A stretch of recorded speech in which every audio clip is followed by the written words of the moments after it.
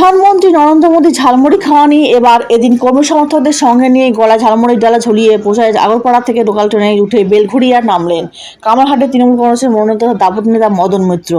যা বলা যেতে পারে একেবারে অভিনব ভোট প্রচার। রাজ্য রাজনীতিতে ঝালমুড়ি এখন চর্চা। বেকারদের চাকরি কর্মসংস্থানের কথা কোনো দলই বলছে না।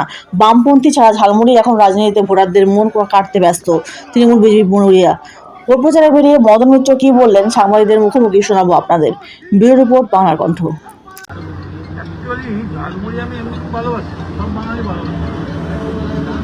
আজকের খাওয়াটা হচ্ছে যে হঠাৎ মোদী কালকে ইসরায়েল আমেরিকার যুদ্ধ ছেড়ে, ডোনাল্ড ট্রাম্প ছেড়ে হঠাৎ রাস্তায় নেমে 10 টাকার মুড়ি কেন কিনতে গেল, এইটা আমার একটা খুব সন্দেহ লেগেছে।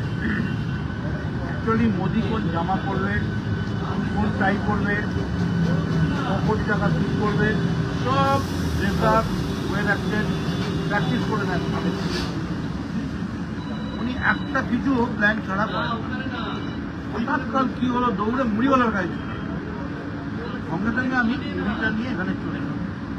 এখানে আমি এসে বুঝতে পারলাম যত গাড়ি, ট্রেন, হাজার হাজার লাখ লাখ লোক যাচ্ছেন, সব একভাবে সঙ্গে সঙ্গে আমাদের।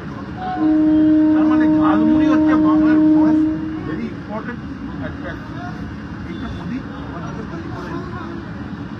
ও ভেবেছিল একটা দোকানে গিয়ে মুড়ি খেলেই সব লোক তৃণমূলকে পড়ে মোদীর কথাই ভাবছে, আরে লোকটা প্রধানমন্ত্রী মুড়ি খাচ্ছে। আবার মুড়ি খেতে খেতে কি বলেছে, তোমাদের টাকা 3,000 টাকা সব দিয়ে দাও, সব পেয়ে যাবে।